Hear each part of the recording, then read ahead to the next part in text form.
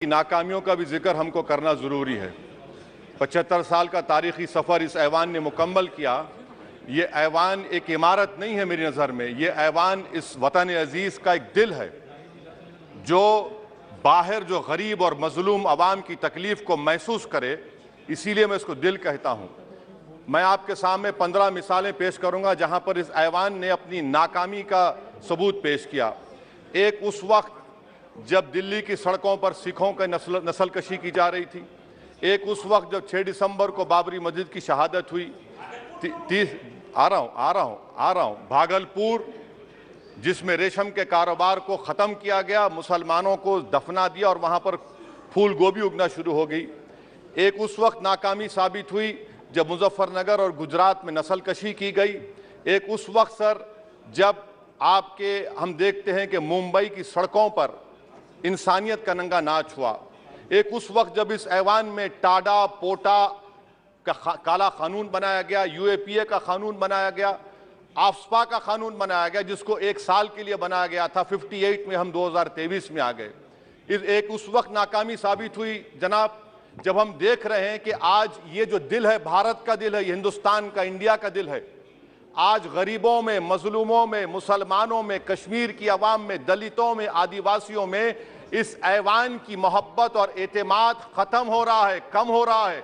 इसीलिए जनता सड़कों पर आकर एहतजाज कर रही है क्योंकि उनको लग रहा है कि ये इमारत बन चुकी है, हमारा दिल नहीं है। चाहे CAA का प्रोटेस्ट हो, चाहे किसानों का प्रोटेस्ट हो, चाहे शेड्यूल कास्ट के रिजर्वेशन का मसला हो।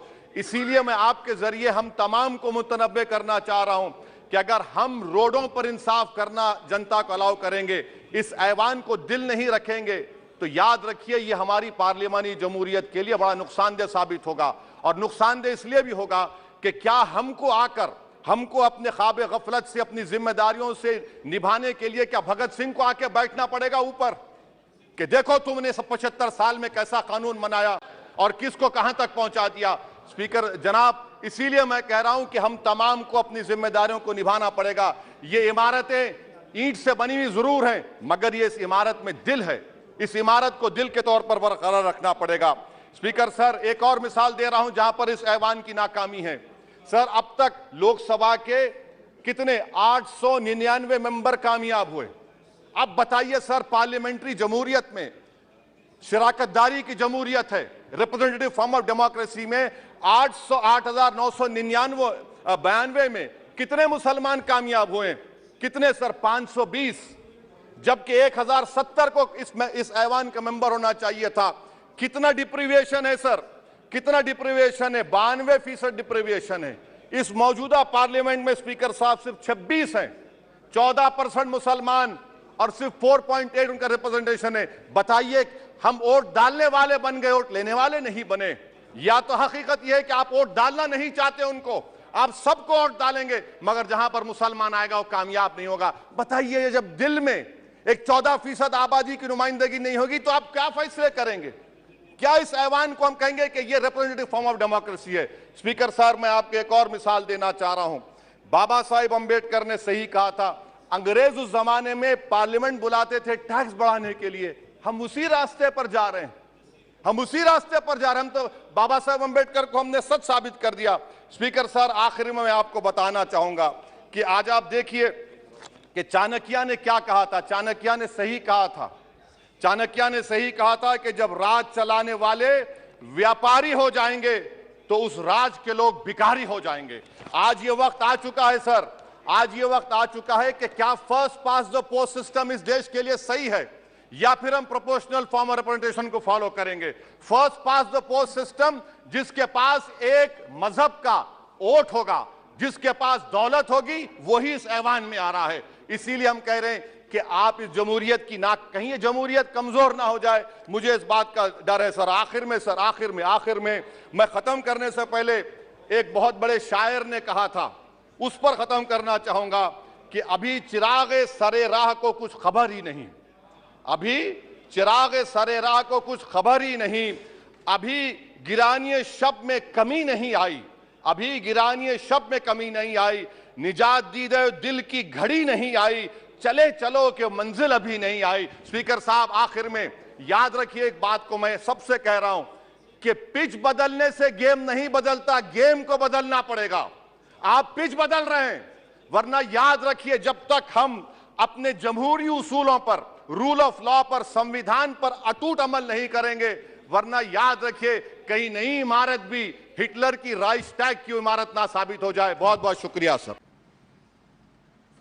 मदर ऑफ डेमोक्रेसी एक प्रकार से हमारी जीवात्मा पर यह हमला था। यह देश उस घटना को कभी भूल नहीं सकता है, लेकिन आतंकियों से लड़ते लड़ते सदन को बचाने के लिए और हर सदस्य को बचाने के लिए जिन्होंने अपने सीने पर गोलियां झेली, आज मैं उनको भी नमन करता हूं। हमारे बीच नहीं है, लेकिन उन्होंने बहुत बड़ी रक्षा की है। आदरणीय अध्यक्ष जी, जब आज हम इस सदन को छोड़ रहे हैं, तब मैं उन पत्रकार मित्रों को भी याद करना चाहता हूं जिन्होंने जीवन में, कुछ लोग तो ऐसे हैं जिन्होंने पूरा जीवन अपने कार्यकाल में संसद के काम को ही उन्होंने रिपोर्ट किया है।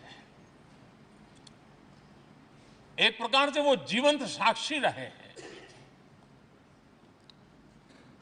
उन्होंने यहां की पल पल की जानकारी देश तक पहुंचाई, और तब तो ये सारा टेक्नोलॉजी अवेलेबल नहीं थी।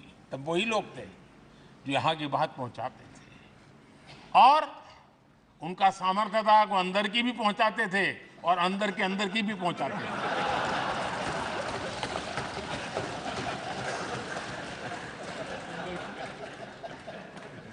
और मैंने देखा कि ऐसे पत्रकारिता जिन्होंने संसद को कवर किया, शायद उनके नाम जाने नहीं जाते होंगे, लेकिन उनके काम को कोई भूल नहीं सकता है। और खबरों को लिए नहीं, भारत की इस विकास यात्रा को संसद भवन से समझने के लिए उन्होंने अपनी शक्ति खपा दी थी। आज भी पुराने जो पत्रकार मित्र मिल जाते हैं और जिन्होंने कभी संसद को कवर किया हो, तो ऐसी अननोन चीजें बताते हैं जो उन्होंने अपनी आंखों से देखी होती है, कान से सुनी होती है, जो अचरज करने वाली होती है। यानी एक प्रकार से जैसी ताकत यहां की दीवारों की रही है, वैसा ही दर्पण उनकी कलम में रहा है, और उस कलम ने देश के अंदर संसद के प्रति, संसद सदस्यों के प्रति एक अहोभाव का भाव जगाया है।